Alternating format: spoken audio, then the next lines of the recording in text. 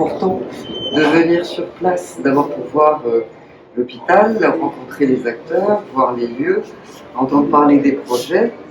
Je pense que c'est la seule façon, en venant sur place, de se rendre réellement compte de la réalité des choses, plutôt que faire ça au travers d'un dossier. Donc je pense qu'effectivement, il n'y a pas 3 points de vue différents, mais il y a une volonté commune de faire avancer le dossier. Je ne parlais pas de points de vue différents pour le moment, je parlais de sujets qui auraient pu être abordés. Il y a peut-être 3 sensibilités différentes. Il y a forcément 3 fonctions différentes et 3 missions différentes. Puisqu'effectivement, entre monsieur qui est le directeur de l'hôpital, qui est le président de la communauté de communes et moi qui suis secrétaire, c'est forcément des missions différentes.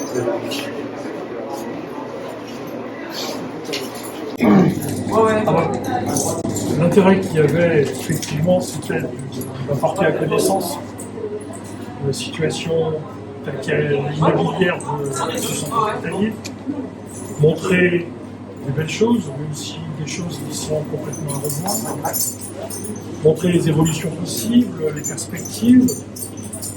On a rencontré aussi du personnel qui était véritablement, je dirais, enjoué et intéressé, et surtout qu'on vu là un intérêt fort avec une volonté d'amélioration des choses. J'ai pu voir des personnels qui attendent justement que les choses soient améliorées en termes immobiliers, qui aujourd'hui sont en capacité d'apporter des réponses satisfaisantes d'un point de vue médical, mais souhaiteraient peut-être dans des conditions encore meilleures. C'est surtout dans cet objectif qu'aujourd'hui on voulait faire l'effort. Alors quand je dis des choses bien, oui, il y a des cellules qui sont tout à fait pertinentes, récentes, et d'autres très anciennes qui sont complètement à améliorer, qui ont été, je dirais, en leur temps tout à fait d'actualité, mais qui aujourd'hui sont à revisiter sur leur configuration, sur je dirais, leur capacité énergie, de l'accessibilité, il y a beaucoup de choses qui sont à revisiter dans ce sens-là. Et comment ces améliorations, ces travaux peuvent se dérouler dans le cadre des fonds qui ont été débloqués dans le cadre du Ségur de la santé et qui sont manifestement correspondent pas à ce qui a été attendu? Le projet présenté dans le cadre du Ségur était un projet jusqu'au boutiste parfait. C'est-à-dire, on revisitait pas, on reconstruisait. On refaisait du neuf sur tous les éléments qui étaient absolument à revoir. Évidemment, on gardait des espaces récents tels que la maternité, le bloc, des éléments de ce genre, une partie des EHPAD, mais par contre, on sait qu'on a nécessité d'intervenir sur la partie immobilière centrale qui, elle, est d'un temps révolu. On a aussi une nécessité d'intervenir sur le reste des EHPAD qui, eux, étaient en deuxième approche et qui, aujourd'hui, montrent les limites en termes de, je dirais, d'accueil et de différents éléments que j'ai pu évoquer tout à l'heure.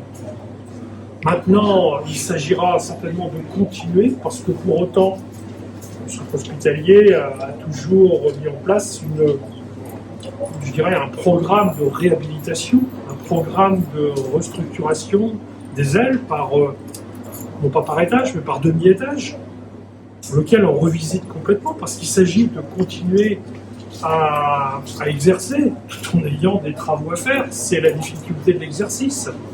Donc un demi-étage en travaux nécessite un investissement en argent, mais aussi en temps. Une fois que c'est fait, on repasse à un autre, et c'est ainsi qu'on va cheminer.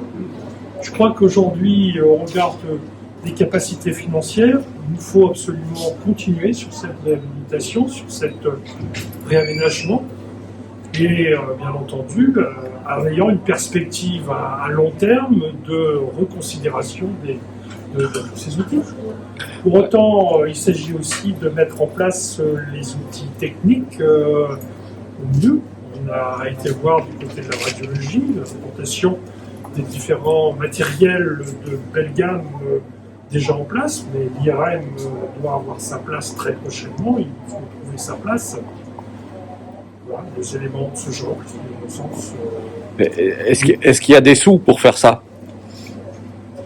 dans le cadre de ce qui a été débloqué? Moi, je veux bien vous dire de vous d'abord remercier Madame la sous-préfète qui, quelques semaines, mois après son arrivée, a le souci, comme je vous l'avais dit, de venir voir sur le terrain le fonctionnement de notre établissement. Donc, je pense que ça, c'est un point important que de pouvoir montrer au service de l'État l'intérêt de cet établissement et la nécessité de le faire évoluer. Je pense que ce qu'on a constaté, ou comme point commun tous les trois aujourd'hui, ce qu'on peut que constater, c'est l'utilité de cet établissement dans son territoire, d'une manière générale et encore plus en période de pandémie. On voit à quel point cet établissement inscrit dans son territoire, il joue un rôle fondamental. On puisse, service de l'État, collectivités, les responsables d'établissement, constater l'intérêt de cet établissement, c'est déjà un point d'avancée important.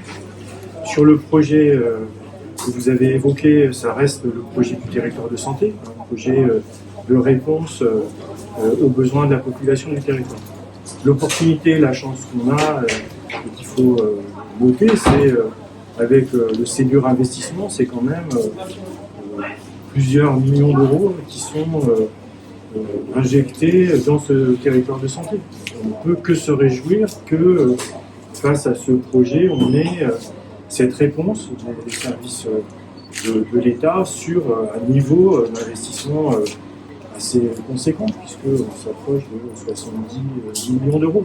Donc ça, c'est les annonces qui ont été faites dans la presse par le ministre lui-même, donc c'est assez conséquent. On ne peut que s'en réjouir. Après, il y a un écart, évidemment, entre ce qu'on espérait, ce qui semblait adapté et la réalité des annonces. Après, nous, on continue d'avoir des échanges avec les autorités de tutelle. J'avais ce matin une réunion à l'Agence régionale de santé. L'ensemble des crédits n'ont à ce stade pas été complètement alloués. Il y a possiblement des appuis complémentaires qu'on peut obtenir tout à la fois des services de l'État et du conseil départemental. Je pense aux restructurations des EHPAD. Donc on continue une discussion technique et politique avec l'Agence régionale de santé. On est déjà satisfait de ce qu'on a obtenu. On va pouvoir faire des choses avec ce qu'on a obtenu.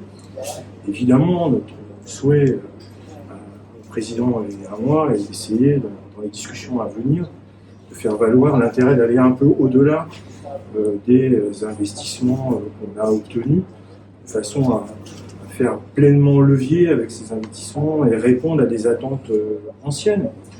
On pourra déjà faire pas mal de choses avec ça.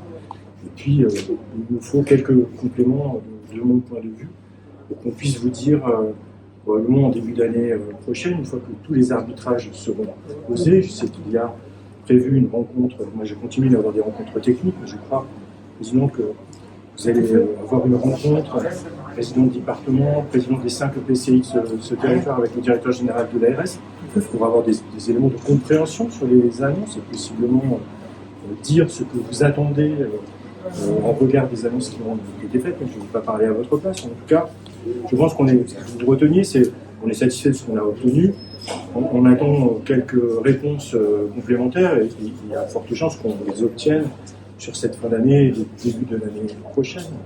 Juste, je voulais vérifier une chose par rapport à les collègues du Ouest France ont fait toute une semaine sur le GHBA. Oui. Et je crois que dans le deuxième épisode, ils annonçaient des travaux au pluriel 2024-2026.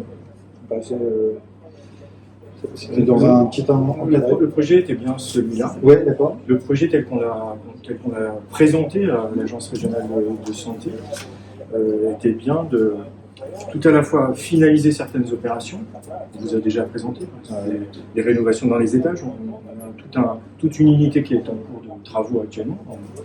Vous avez déjà fait des articles sur ces sujets-là, on veut aller au bout de la rénovation de l'établissement. L'IRM, c'est 2022, quand l'implémentation. Il y a des opérations tiroirs en amont, une certaine complexité, plusieurs opérations, déplacer des vestiaires, déplacer des archives, déplacer des scanners pour réimplanter l'IRM. Donc ça va nous prendre un petit peu de temps, mais l'objectif, l'engagement que j'ai pris auprès du président, c'est que d'ici la fin de l'année, on puisse avoir une IRM fonctionnelle. Donc, je tiendrai les objectifs qui ont été posés. Et on avait dans le projet qu'on vous avait, je pense, présenté, l'idée d'une reconstruction de l'établissement, EHPAD et secteur médecine principalement compris, sur une durée de 5 ans. Au fond, 5 ans, 2021 plus 5 ans, ça rentre à peu près dans ce que vous avez indiqué de la période. Ouais, donc ce qui était indiqué, mais du coup, comme je le relisais à l'occasion de cette page-là, en fait, il y avait une confirmation un peu plus ferme, parce que 2024-2026, c'était le projet proposé dans le cadre du Ségur et des fonds à allouer. Après, encore une fois, il faut à un moment revoir son fusil d'épaule, changer son fusil d'épaule, ou trouver d'autres fonds, effectivement. Alors, la première étape, ce que j'ai essayé de s'affirmer là à l'instant, c'est pour... Non,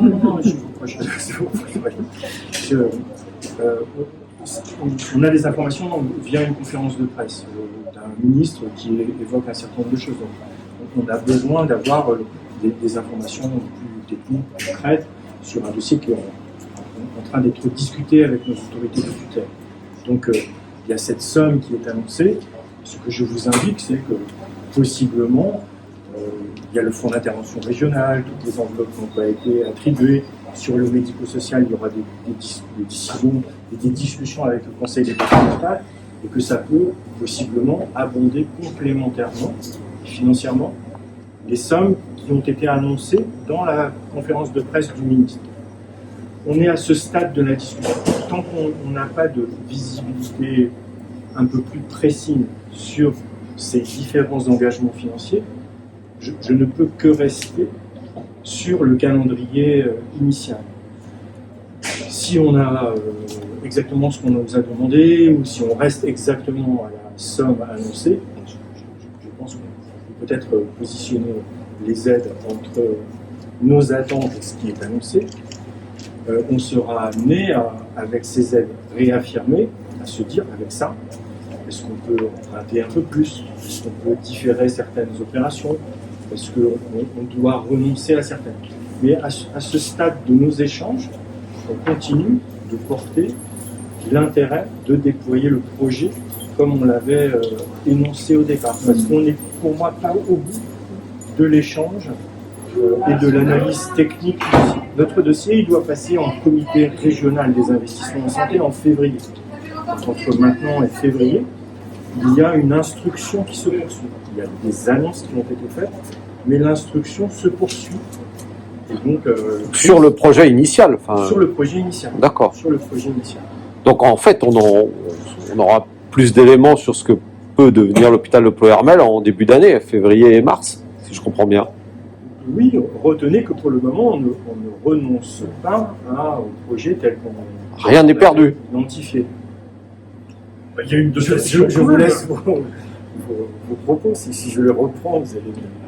Mais en tout cas, non, mais on n'a pas changé de. On a réfléchi plusieurs années, on s'est concerté avec les collectivités locales pour élaborer un dossier complexe, ambitieux, certes, mais qui nous semblait répondre aux besoins.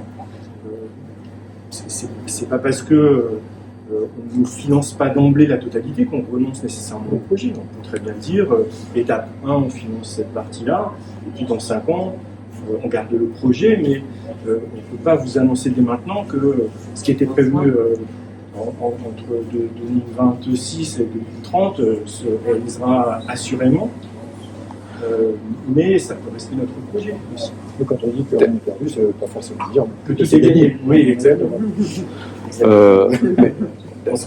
Derrière l'aspect travaux et ce qui peut ou ne peut pas se faire, il y a aussi sur le territoire, vous savez bien, monsieur Le Diffon, un débat qui revient de manière récurrente, c'est quel est l'avenir de l'hôpital, à savoir est-ce que l'hôpital de Ploërmel est sauvé dans le temps ou il est en danger, puisque c'est ce qu'on voit régulièrement revenir sur le terrain?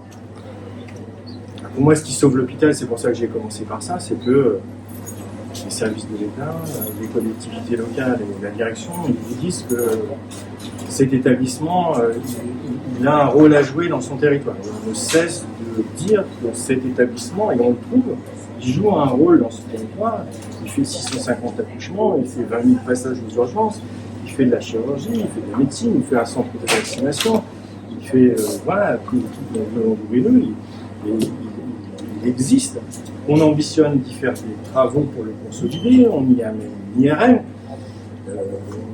On a fait des travaux sur la stérilisation. Je ne trouve pas que ce soit le signe d'un hôpital en danger. Après, je peux comprendre qu'il y ait des inquiétudes, mais ce qu'on dit et ce qu'on affirme et ce que je crois on démontre dans les faits, c'est une ambition commune de consolider un établissement de santé dans ce territoire. On ne va plus, mais je ne vais pas parler à votre presse, qui a son utilité. C'est vrai que cette restructuration immobilière incontournable va contribuer à, je dirais, séduire dans la démographie médicale. C'est un problème aujourd'hui, on voit les répartitions je dirais, des médecins, spécialistes ou autres, ou même des personnels paramédicaux, pas toujours simple sur le territoire. Aujourd'hui, le résultat, je dirais, l'approche, elle est dans un cadre de complémentarité. Parce que l'ultra-spécialisation de chacun des praticiens, justement, fait qu'on peut avoir ce large spectre essentiellement sur un établissement comme celui de Clermont, bien entendu. Et cette grande complémentarité fait qu'aujourd'hui, on a plus de 100 praticiens qui exercent ici sur cet établissement de façon totale, partielle, mais qui sont bien là avec leur spécialité pour apporter la réponse médicale attendue. C'est bien dans ce sens-là. Aujourd'hui, l'hôpital d'aujourd'hui, a fortiori de demain, ne fonctionne pas comme celui d'hier, d'avant-hier. Il faut envisager justement cette restructuration dans ce sens-là. C'est un hôpital territorial, associé à un autre de plus grosse structure qui lui aussi regarde au-delà sur d'autres structures dans un cadre de complémentarité pour apporter les meilleures réponses possibles à tout un chacun. Oui. J'ai un peu... effectivement, le mot de la fin, qu'on peut que souhaiter que tout aille pour le mieux, que la santé, c'est une thématique, moi, dès que je suis arrivé dans le département, dans l'arrondissement dont on va tout de suite parler, en termes de désertification médicale, et puis de complémentarité des établissements. Je me suis engagé, quand je suis arrivé, à aller à la fois dans les débuts et de voir tous les points qui pouvaient être des points sensibles. J'ai visité l'hôpital de Pontivy de la tête aux pieds, j'ai visité la clinique qui est à côté. Et de la même façon, je m'étais engagé à venir à l'ORL. Et ça me paraît important, effectivement, au-delà des projets et des complémentarités, que de rencontrer les gens et d'entendre et de voir les projets, puisque c'est la seule façon réellement de d'où ma présence.